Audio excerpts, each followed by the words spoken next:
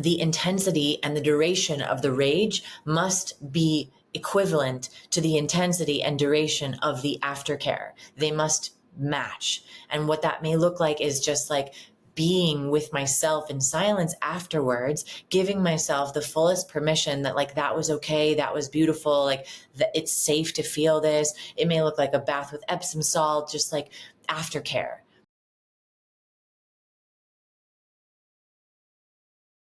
Welcome back to another episode of the Peak Performance Life podcast. Today, I am very excited to be talking about a topic that is really fascinating and really interests me. We've had a lot of guests on the podcast that tell you kind of what to do, what to eat, how to exercise, different strategies, all that kind of stuff is great. But I always say to myself, if we know what to do, why aren't more of us doing it? And I'm always fascinated with the psychology behind, if people know what to do, why aren't they doing it? Why do some people do things, other people don't? What's going on there? So we have an expert in that. Her name is Jillian Acosta. She runs a website called The Root Cause Method. And like many people who struggled with emotional eating previously, she suffered from a number of health consequences. She was overweight, inflamed, depressed, had severely uncomfortable gastrointestinal issues, hormonal imbalances, and just did not feel good at all. And so she decided to pursue a degree in nutrition, thinking that if she could understand what to eat, she would lose weight, feel better, and be happy. She went on and earned a Bachelor of Science degree in dietetics and nutrition. I haven't heard that one before. From Florida International University. She also became a licensed and clinical dietitian and went on to pursue a Master's of Science degree in human nutrition and functional medicine from the University of Western States. And after acquiring substantial training in the field of functional medicine and human nutrition with a deep understanding of the tools provided by the Institute for Functional Medicine, she decided to step away from grad school because she knew something extremely important was missing from her formal education, and she was accessing the new wisdom from other life experiences. Jillian, thank you so much for joining us here today. Thank you for having me. Amazing. Well, yeah, let's start. I know you have a pretty emotional story. I would love to hear just a little bit of a background of your story and how you got to where you are today. Sure. So my journey with food started at a very young age. I started using food as a way to kind of soothe or distract myself at the age of 3 years old. And obviously, I had no idea why I had engaged in this pattern, but it was really the only tool that I seemed to have access to in times of need and in times of trigger, overwhelm, fear, even joy, celebration. It was the go-to. And it developed into an eating disorder in my teens and early 20s. I checked myself into a recovery center for bulimia and binge eating disorder when I was 22, 23. And yeah, it was quite out of control. But even in the phases where it wasn't diagnosable, maybe by the DSM-5, like it wasn't considered an eating disorder, it was still very much disordered eating. There was still a very emotionally charged dynamic, this feeling of like loss of control. Even if I didn't want to be eating the cookies, I would be eating the cookies and go into these shame or self-loathing spirals. And so that's really how it looked for the majority of my life, the vast majority of my life, until maybe a couple of years ago, where I really started to uncover what was driving these patterns, what was going on beneath the surface, what was going on physiologically, what was going on emotionally, even spiritually, and getting to the root cause of the physical manifestations of these symptoms was trauma. It was all, catalyzed, perpetuated by trauma. And so working through those wounds on many levels, but also somatically, also to regulate the nervous system, to move the energy out of the body, has absolutely transformed really everything in my life, but especially my relationship with food, my health, my body, and ultimately myself. Interesting. Yeah, I'm really excited to get into this. I think there's so many people that have these kind of underlying things going on that maybe they're not even aware of, but it's kind of driving certain behaviors and things like that. So I love the name as well, the root cause method, getting down to the root cause of things, unlike traditional, medicine that will prescribe a medication based on a symptom. You're looking Yep. for what is the actual root cause here. So really, Yeah. really love that. Thank So you. when someone, let's say, comes to you, and I know with the eating disorders now, that's a whole nother topic. I mean, I know young women these days and with social media and everything else, that's really tricky to navigate as well. I have two daughters myself, so believe me, I'm seeing this how Yeah, them it's and their real. friends and how people see. I'm seeing it firsthand. But what? So let's say someone comes to you, they don't know why they're behaving in certain ways, or not able to follow a diet or not lose weight. Like, what are some of the things that you would do differently, or how would you approach someone coming to you as they normally do in those situations? So it's interesting because, first of all, I just kind of want to clarify. I don't necessarily work with people in acute eating disorders. Like if they're in, deep within a process of anorexia nervosa or bulimia nervosa, like that, I don't believe I'm the best fit. They need someone who really specializes in that condition to become stable. And then when there's a desire to like heal and actually go into a space of recovery or remission or freedom, really, that's kind of where I come into play. But it's also really for the masses. It's for people who are not necessarily overweight, could be, maybe they are, maybe extreme, everybody in between. But it's this out of control relationship with food. It's when we use food to self-soothe, and that can really apply to the masses, quite frankly. And so when someone comes to me with that, whatever their physiology is presenting as, I view this as like just a disconnection from self. They're disconnected in some ways. They're maybe dissociated. They don't have the psychological or the emotional infrastructure to be able to like hold themselves, stay with themselves in an uncomfortable scenario, an uncomfortable emotion. And so we've habitually practiced and routinely practiced reaching outside of ourselves to distract, to kind of numb, to disconnect from that unpleasant sensation or emotion or thought form. And so my work, on the surface is like, yeah, I'm a dietitian. I help people transform their relationship with food. But what I'm really actually doing is like deeply reconnecting people back to themselves, to their bodies, and eliminating the thing that they once used to like keep that wedge in place. Right? It's Mm. a lot deeper, quite frankly. Yeah, interesting. So when you're speaking with patients, are you looking a lot for what could be the potential trauma or kind of emotional thing going on here? Yeah, so I have a program called The Garden, and it's a 13-week program, and it's one-on-one, so it's quite intimate. And in the beginning, I'm analyzing data. So whether they're presenting with GI issues, and I'm analyzing a stool sample, or dried urine with the Dutch, if there's hormonal imbalance or blood chemistry, whatever it is, I'm analyzing data and creating a protocol based on their unique physiology from a functional perspective. So I'm helping to optimize systems that are suboptimal, that are like kind of imbalanced.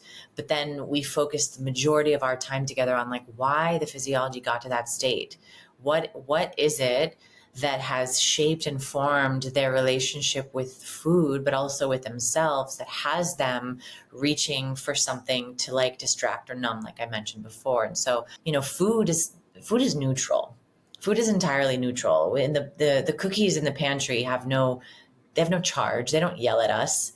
It seems as if they call us from the pantry when we're in a triggered state, but if we're not in a triggered state, we don't even think about them. So food is totally neutral. It's like the energy behind the food, the reasons why we're using the food, the intentions behind it, has everything to do with us, how comfortable we Mm. are to feel an emotion.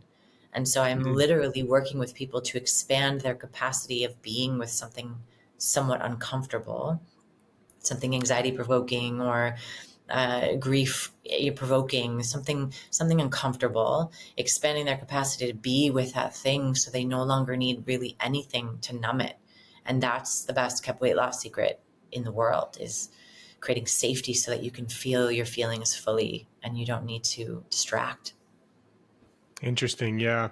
Yeah. And it's interesting. Some people, I'm thinking recently, there was someone I know who passed away, and their father lost a bunch of weight and basically stopped, eating, a lot, right? And lost weight. And then you see other people who go through different situations and they gain weight and so people are handling this in different ways. And so Yes. you're kind of thinking that this comes from an inability to really feel into the feeling, which probably men are even worse, much worse than that. I know many men that I talk to have a real hard time getting into their bodies, getting into their feelings, me included. And that's always like something where I'm like, yeah, I hear about people talking about feeling into their bodies and going deep into their bodies. And I'd like to experience more of that. Any tips or tricks, or like, how does someone start to bring awareness or become more feeling into their body, kind of a thing? Yeah, it's so good. So we all have physiological hunger and fullness cues, like leptin and ghrelin, these hormones that signal to the brain like we're hungry or we're full. And if we are carrying excess weight, there's a good chance that we are perpetually bypassing our physiological cues. And in my mind, that signifies that there's an emotional component. If we're eating past the point of fullness, if we're eating sometimes past the point of comfort, then there's an emotional driver. Whether we're anxious, we're overwhelmed, we're stressed, we're fearful about something, we're whatever the undercurrent is of that thing. There's an emotional component that's driving the reasons why we're reaching for that food. So there's literally no judgment, and my passion is like, let's go there. If we have the awareness that maybe we're carrying excess weight, or we have a tendency of eating, there's nothing wrong with that. And if it's impeding in your quality of life, if you're not comfortable in your body, if your health status is not where you'd like it to be, if your quality of life is not what you desire, then let's go into that thing at the root, like the nugget of it, and start to peel back the layers. And so, embodiment work is something that I feel in today's day and age, regardless of gender, is like imperative. And that looks like bringing, awareness to your physical body. Sitting down, for example, before a meal and noticing what you feel like in your body with the plate of food in front of you before you start eating. There's practices you can do, like kind of gauging your hunger, right? Whereas like 0 or 1 is like you're ravenously, you've been starving for 2 days and you're ravenous, and 10 is like you're so full, unbutton the top button of your jeans, Thanksgiving dinner kind of feeling, which you don't necessarily want to land at, right? It's not ideal for any case. So it's like kind of gauging, maybe when you start eating, are you like checking in with the system? And I'm like around a 3. And when in the middle of my meal, maybe I'm like a 5 or 6, my brain hasn't kind of registered that I'm full yet. And maybe towards the end of the meal, the ideal is like a 7.5, 8 kind of thing. And so getting in the practice of like really kind of tuning in with the body and letting the body and the mind kind of connect in that way, so that you can know in some ways where you are. And if you can recognize that you're like a 7 or an 8 and you're desiring to keep eating, that's a really beautiful insight to explore. Okay, what has me wanting more? What feeling does this give me? What sense of relief or distraction? Or there's a million ways to take it. It's quite nuanced, but ultimately, these patterns are also universal. Yeah. Yeah, I wonder, could you share, maybe, obviously, keeping things confidential, not mentioning names, but are there any like, what are some examples of, trauma is kind of a broad thing. I just want to kind of paint a clear picture for people listening. What are some examples of people who had some underlying trauma that maybe they weren't even aware of that was affecting them, and how did they figure it out? Yeah, beautiful. So this woman that I worked with a couple of months ago, she finished the garden a few months ago. She came to me, in her words, I don't ask for weight and I don't weigh people throughout the course of the program, but let's just say she was in the realm of like 220 pounds, right? And she came to me and she's like, I don't think anything bad happened to me in childhood. My parents did their best, whatever. But as we peeled back the layers, the way that her family, particularly her mother, held her emotional experience when she was a child was like, uh, very uninvolved. It was kind of dismissive. It was kind of neglectful. Like her needs were met, but emotionally, she didn't feel held in her experience. She was kind of ostracized when she was having an emotional expression, sent to her room, that kind of thing. And so she was left to kind of not only be in the feeling, whatever she was feeling, but she was also left to be like alone in it with a kind of a punished energy around it. Like she was sent away. And so that created this pattern of her like pushing down her emotions, because if she had a big emotion, she didn't want to be ostracized from the group. So she needed to push it down and kind of put on a happy face. And so this pattern progressed, and that's a very, very common pattern I see in my work, where it's this like, kind of self-invalidation, this emotional invalidation, and pushing down emotions that others may not, quote, want to see, and like keeping a happy face, a pretty face. So like it's more, delightful for everybody else, more accepted. But it doesn't necessarily do anything to the actual emotion other than like push it down.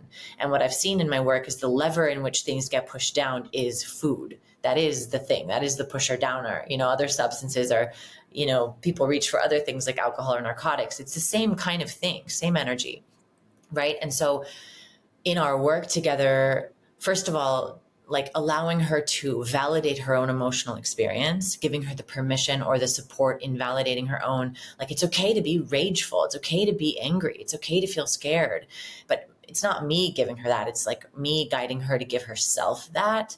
And then her finding the way to create safety for herself in the feeling of those things. She lost over 40 pounds in this program, not because of a rigid diet, but because she was no longer using copious amounts of food to like push down and distract herself from her emotional experience. Like I see this all the time. It's, in my perspective, the root cause of chronic illness is trauma.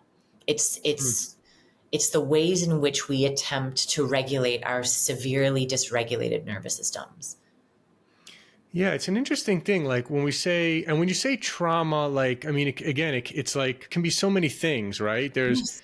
And then it's like, sometimes even myself, I'm like, okay, well, like same thing. Like my parents did their best, like I don't have anything that really stands out or whatever, right? Like, and in a way, I kind of want to keep that attitude because I don't want to slip into the role of like, oh, I'm a victim. I have so much trauma, right? So like, you got to have this balance of like, okay, I don't want to be a victim. I have to appreciate what I have and be grateful and all this kind of thing, right? But then, most people, like you're saying, have had some sort of trauma, whether it be, really big or really small, right? Right. I Yeah. would I would say that every single human being on the face of this earth has experienced trauma in childhood to varying degrees. Mm-hmm. And we'll address the victim thing in a second, but it's part of the human experience to come in here and be impressionable, and maybe you're accidentally humiliated in the second grade by your teacher. Maybe it wasn't like catastrophic sexual abuse, but I think one of the most negative things about trauma in any form are the decisions that we make about ourselves in response to the trauma. And so even Mm-hmm. if it's something, benign, right? You decide something about yourself that plagues you for the rest of your life until you're willing to actually turn and face it and start to dismantle those belief systems. And it could be something like, I don't matter. You could have a sibling who was ill or has certain needs, and because you were well, you kind of got pushed to the side, and you decide that you're not as important. You don't matter as much. And that's a really big, heavy belief system. My needs don't matter. And all of a sudden you're pushing down your needs with food or alcohol or other patterns. And that can be catastrophic, but you can look back in your childhood and like, my parents loved me and nothing happened, And so I think that perspective, while I'm a total advocate of like gratitude for the teachings and the lessons and not falling into like, woe is me energy, I think many people end up actually invalidating their stuff and like gaslighting themselves in a way, not allowing themselves to actually feel into the possible impact that was upon them, even though their parents were great and did their best. I experienced a lot of trauma in my childhood, and I know everyone around me was literally doing their best, and it was not okay, and it was their best. You know what I Mm-hmm. mean? Yeah. Yeah. What did you? I guess maybe it's easy to ask about yourself. What did you uncover and how were you able to finally heal yourself? Were there any tools and, methodologies or whatever that you went through yourself, or how did you kind of figure it out for yourself? Yeah. So as I mentioned, I had a really dysfunctional relationship with food all my life. I had a very dysfunctional relationship with myself. I unfortunately hated myself. I didn't know why. I got breast implants. I since got them removed. I like put myself with this eating disorder and all these kind of perfectionistic tendencies. I put myself through a lot of stuff, but I had no idea why I was doing that. That was kind of just like my baseline. And then in 2020, I sat in a plant medicine ceremony, and my history of sexual abuse starting at the age of 3 years old was revealed. I saw everything. I remembered everything after 3 decades of absolutely zero recollection, no clue, no idea, total dissociation. I now know I was using food and other things to maintain that level of disconnection from my body because that's where everything was living. That's where everything was stored. And so that ceremony was cataclysmic for me. It was jarring, and it was both the most difficult and the most incredible thing that ever happened to me because it allowed me to finally free myself. And so this is not everybody's story, but it was my story. After I found this out, I went into solitude for 2 years and just began to just so deeply and devotedly work on my own liberation. And meditation and breath, journaling were huge for me. Other psychedelics, different modalities like somatic experiencing, women's like sisterhood, women's circles, even co-ed spaces that were safe. Nature. I was at the beach crying with my belly on the sand, like almost every single morning at like 6:45 in the morning, just giving it to the earth, just really coming back into my body. I lived dissociated my whole life. I couldn't go back in there because it was way too scary. And I have since just really devotedly worked towards coming back in and feeling safe in myself. And it's no coincidence that as I have created that safety for myself, I no longer use food in that way. My physiology has improved tremendously, way beyond anything that Western medicine. They wanted to put me on SSRIs. They wanted to put me on, all these pharmaceuticals that was never, ever in a million years could ever help me access the thing that was perpetuating these patterns. And I'm a dietitian, and I know diets don't work if there's an emotional component with food. And I also know that the vast majority of us have engaged with food in an emotional way. And so it's like, let's just do the work. Let's do it together. Let's bring some levity. Let's bring a lot of safety and a lot of reverence. But let's have the courage to actually do the work, because what's on the other side is so freaking beautiful. I love that. Let's say there's people listening now who are more of like the logical business person kind of brain or whatever, right? And they're like, okay, that sounds a little woo woo, like, like what, give me an action step, or like, how do I get more into this, or like, what would you say to those people who are kind of thinking and listening from that perspective? An action step in terms of like transforming their distorted relationship with food. I guess I would say more just like, because again, I relate, and I kind of have a little bit of an understanding. I've done just through lots of personal development and seminars and spirituality stuff that I've done. I kind of have a pretty good feeling for like what you're talking about. But I think, there's a lot of people who are very smart people, oftentimes very wealthy business people, things of that nature, people like that I meet, but they're very logical, right? They're like this, then this, then this, right? And this means that, and the doctor said this, and that kind of a thing. And when you say do the work, they might be thinking, well, what does that mean, do the work? Like, what? Sure. How do I do the work? What work am I doing? Yeah. Yeah, that's so great. I mean, that's, I think, well, I know why I went through what I went through is because I figured out the hard way how to bring myself out of those spaces so that I could guide other people out. I don't believe everybody should do that alone. I don't think that's not where they're supposed to allocate so much of their resources, to figuring that out. That was my path. But I'm now here as a guide to help other people through that process so that they don't have to figure it out themselves. So that's just kind of like one avenue. But, Sure. what I say to these people that are very kind of pragmatic in this way is like, think about the times you've wanted to get healthier, to lose weight, etc., improve a biomarker. Like, we've all tried diets, various types of diets. And so reflecting on those moments where you've tried a diet and really given it your all, and then what? And then something happens.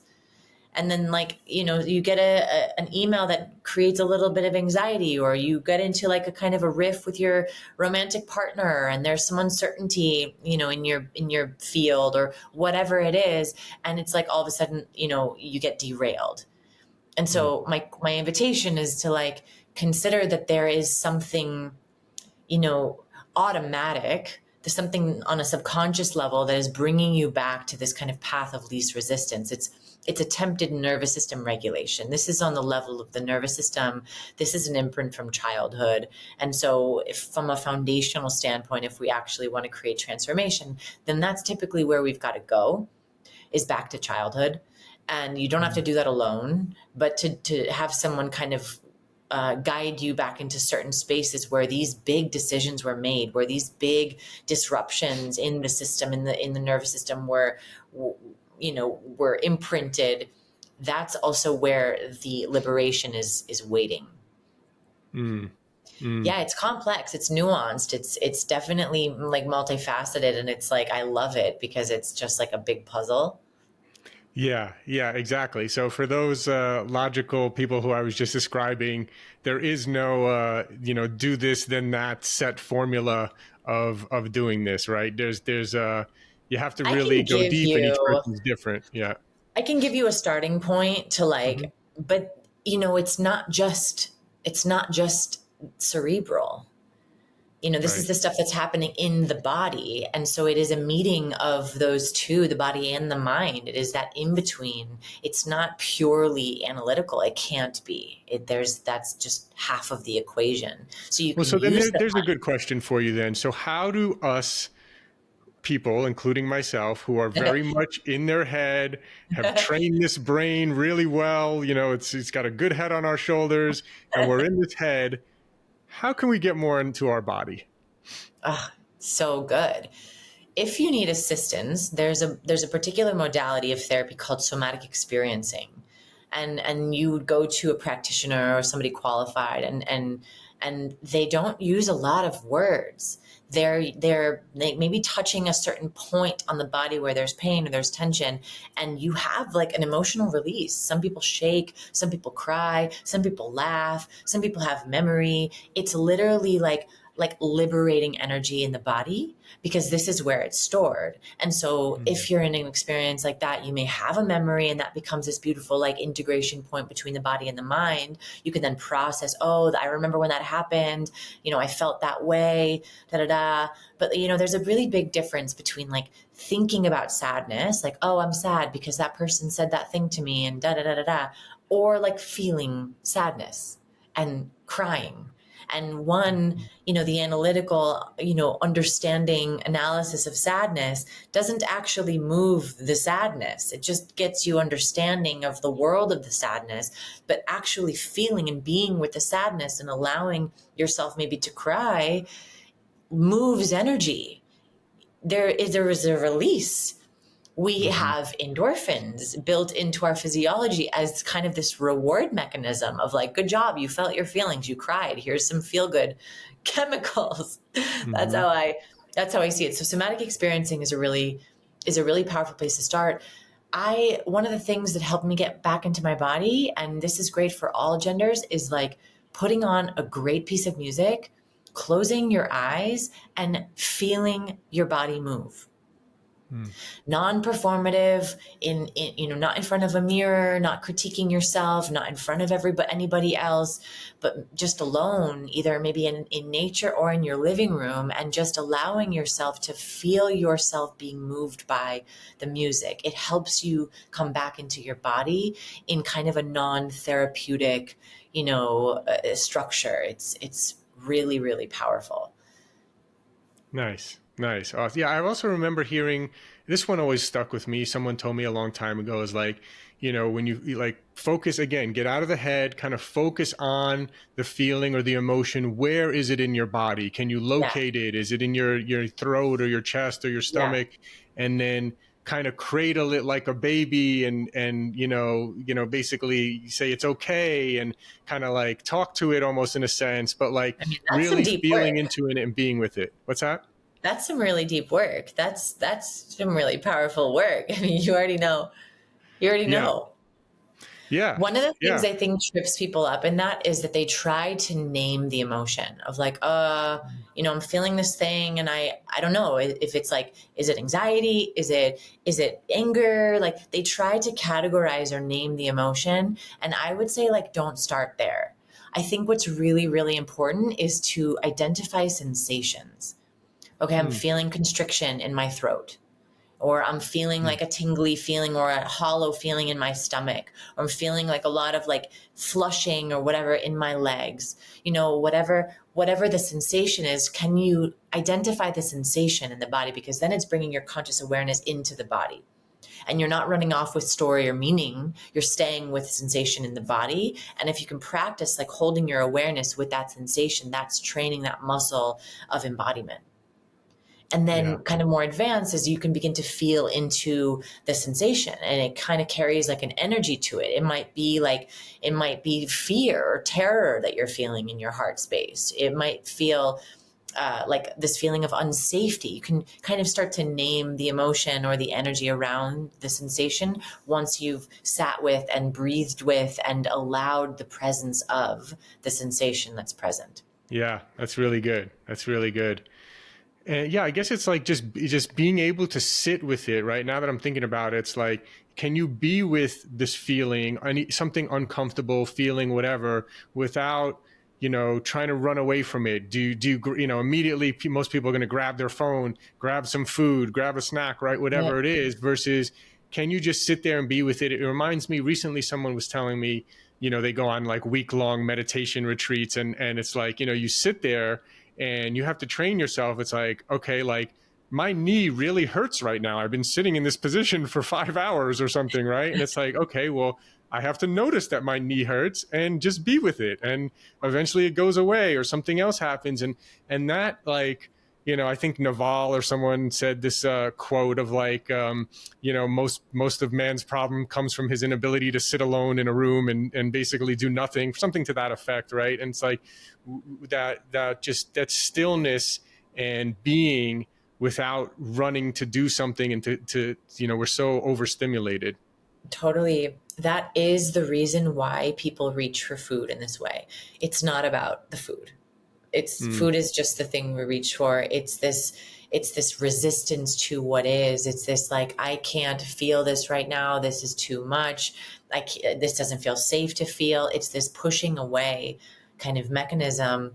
And it could be that you reach for your phone, or it could be that you reach for fast food. It's the same energy. mm, And so in my work, it's really about like expanding one's capacity of being with, allowing whatever emotion is alive. And then kind of more in this kind of tantric lineage, it's like, how can we use what's there? If grief is present, how can grief teach us? What is there to learn from grief? Or if rage is there, how can we, rage has taught me so much in my own journey. It taught me where I was violated. It taught me how my boundaries were crossed, how I was dishonored. And by being with my rage, it actually like strengthened my sense of worth of like, oh, I never deserved that. Oh, wow. Like I mm, actually deserve to be honored. mm, It gave me so much because I was willing to be with it instead of like, that's not safe. That's not a pretty emotion. Got to keep that one down. Like, instead of like, I really invited it to come forth. And in the invitation of its expression, I learned so much that has actually strengthened my character. And I believe that's available for everyone. We just don't know how to do it. It just wasn't taught to us. yeah. What do you think about I had a coach slash therapist type of guy. I always have multiple coaches at any given time. I always like to hear different perspective and see what I'm missing.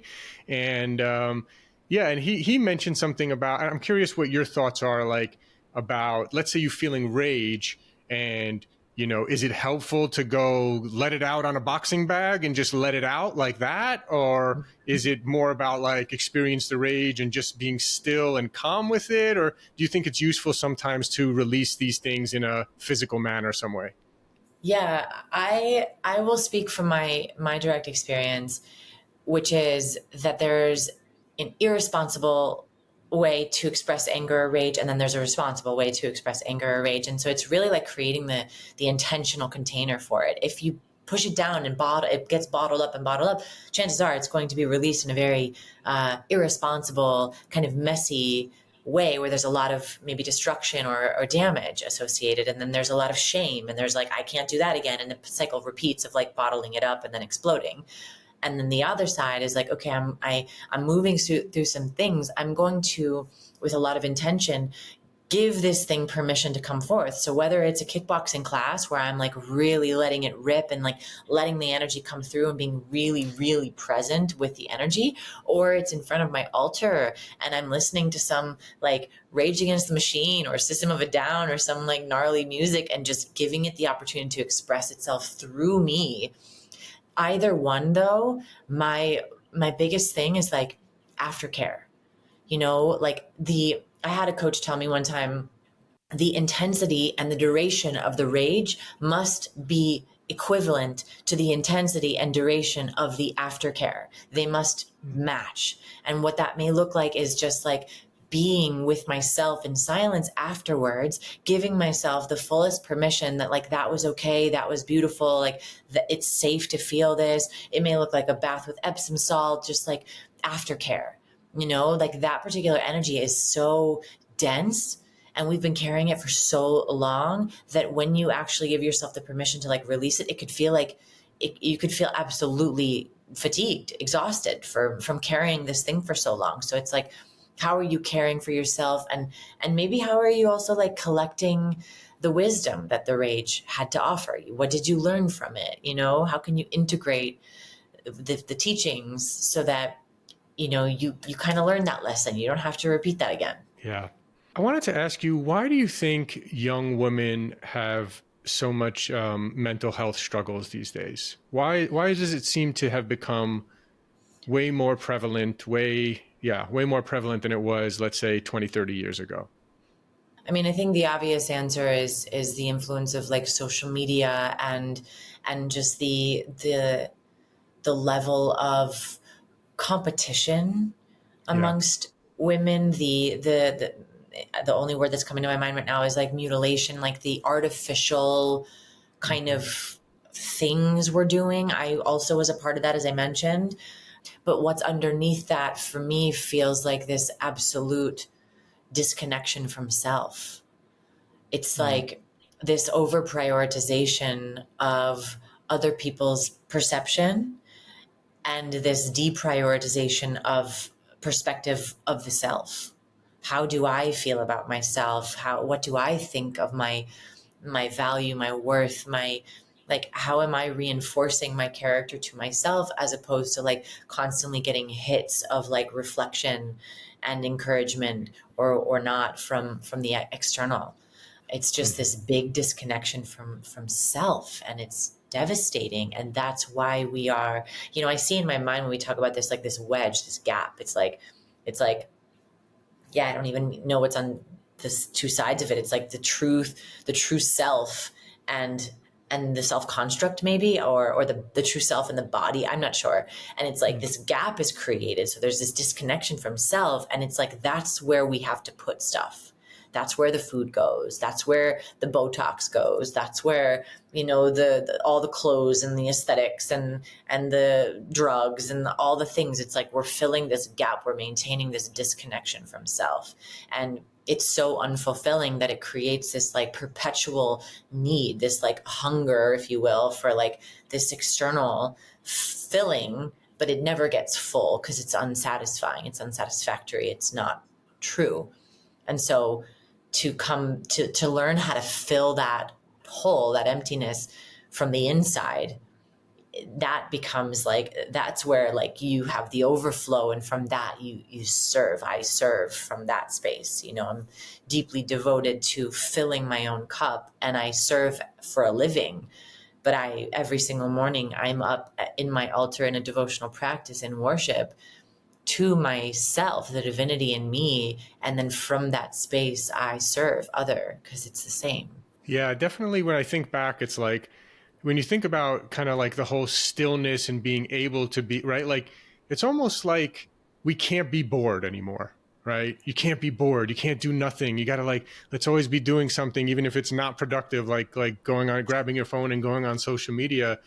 I do think that, yeah, that may have been a benefit of, growing up 30 years ago, whatever it was, is that, like, you took a car ride, you didn't have a phone to stare at the whole time. You just looked out the window, or like, you were waiting for something and you'd sit there and wait and do nothing. And, Yeah. you were forced to do it, so it's not like by choice, but you were forced to do it. And I Yeah. think it's hard for younger people these days to just have that stillness when it's just so easy to grab the electronic device. Yeah. Yeah, it's unfortunate because it's like our presence, our conscious awareness is like, it's like the most precious currency. Mm, And if it's so just leaking everywhere, none is given to the self. And that's why people are like, they don't know who they are. And that mm-hmm. it's not coming from a space of arrogance, like, or hierarchy, like I know what I am telling anybody that. No, it's just this like heartbreak of like, that was me, and I see it also so pervasively. And and the self is so fascinating. Yeah. you Yeah. know it's Well, there's so I much in really there. like, yeah, I really like how kind of backing up and bringing it all together here. I really like how, when patients come to you, people come to you for help, it's like you still do the blood test and the stool sample and whatever else is needed, to see all the biomarkers and actually see, okay, what are some things we need to work on here? But then you obviously get into the more deeper emotional trauma aspect of things and help them kind of resolve it from the root cause, from the root cause there. So I really love that. Where can maybe talk a little bit about like some of the, maybe some of your programs, or where can people find you and follow you and all of that kind of stuff? Yeah, thank you for that. I have a program that I'm really excited about. I'm just wrapping up the second cohort. It's called Wildflower. And the premise of Wildflower is finding the beauty in the weeds. And it's really about, freeing yourself from emotional eating. This dynamic with food has been something that many people, myself included, has habitually like been frustrated by. If I could just stop, eating this way, I would feel better in my body. I would feel more confident. I would go after the life of my dreams, whatever. It's this thing that like we kind of resist and are annoyed by, but it is the very thing that holds the key for the liberation. It is the thing that allows us to find out what we're really needing in those moments and figure out ways to meet those needs in ways that don't disempower us. It's actually like the only way out is through. And so I've built this 8-week program called Wildflower for community of women to come together and move through this process together, because when I was suffering so deeply, it was alone. I didn't have community. I didn't have other people to kind of share my experience with and receive from and give to. And so that is medicine in and of itself. But the transformations I witnessed from the women in this program it's amazing. It's astounding, because there's something really powerful about being witnessed in your process, being Mm, seen in what you're moving through, and seeing other people is a level of medicine that one-on-one work cannot provide, that is just so potent. So that's Wildflower. The next one is launching January 14th, I believe, Tuesdays at 5:30 Central. So it's already starting to fill up. It's really exciting. It's an intimate group. So yeah, keeping it cozy and sacred. It's powerful. And then the other program I have is called The Garden, and that's one-on-one. That's a 13-week program where there is, the more biochemical, more functional kind of physiological support, the option for like 3 psychedelic experiences to really, really uproot like the programming, the stories that shape these behaviors around food, and self-hatred oftentimes, and disconnection from self. and it's really juicy. Again, that's called The Garden. And then I'm also doing other really cool things still on the functional side. I have parasite cleanse cohorts almost monthly. I work with this person who's on my team that does hair tissue mineral analysis, like mineral rebalancing, which in my opinion has been the most profound thing for my nervous system ever. I have never been more regulated in my life. And I've done all this other work. And once I replenished minerals, like not just, oh, you're low in zinc, take zinc, but like actually follow the trend all the way down to the base, like the root of why is zinc low, like copper and iron and all these other things, like that has regulated my nervous system so powerfully. So really just weaving in all these different awesome modalities to hold transformational experiences. That's what I do. So people can find me on my website. Thank you. Therootcausemethod.com is my site. All of those offerings are listed there. And then Instagram, I'm pretty active, which is Jillian Acosta _RD. Amazing. Well, yeah, I highly recommend. Like I mentioned, I'm always working with multiple different coaches at any given time. I'm a huge believer in it. And I think, yeah, getting the help you need and having someone support you through there, whether it be one-on-one or through a community aspect, I think is amazing. So Jillian, thank you so much for everything you're doing. And I hope we can do this again sometime. Thank you so much. This is a delightful conversation. Yes, likewise. Thanks for listening. If you enjoyed the episode, can you please leave us a rating or review and subscribe? I've realized that while we have actually increased our downloads a lot, we're actually getting a lot of downloads, which I'm really happy about. We actually have very few ratings. And I realized that I've never asked people really to rate much. So I'm asking you now if you could please rate and review and subscribe. And if you enjoyed the episode, please forward it along to anyone that you think will get value out of this. Also, if you haven't checked out our line of products at buypeakperformance.com, you get 20% off your first order. That's www.buypeakperformance.com. We have some incredible products, including our organic high-altitude coffee. If you don't know this, coffee is one of the most heavily sprayed with pesticides out of any crop. So it's really important that you drink organic coffee. We've gone above and beyond to source what we believe is the highest quality and healthiest organic coffee in the world. We're also famous for our organic green superfood powder. You can get 20% off of that as well at buypeakperformance.com. We also have an organic vegan and paleo plant protein. See, most of the vegan proteins out there are using brown rice protein, which is really not a good source of protein, and it's also a grain. And if you're paleo, you know that grains tend to cause inflammation in some cases for some people. And so we wanted to make one that was paleo friendly and vegan and organic. We made an amazing amino acid profile, so it's really one of the best plant proteins for muscle building. So you can check out Peak Performance Organic Plant Protein. You can find that on our website. Of course, all our products are on Amazon as well. So thanks again. And again, please, if you enjoyed the episode, please forward it along to someone who you feel can get value out of it. And please leave us a rating, review, and subscribe. Thank you.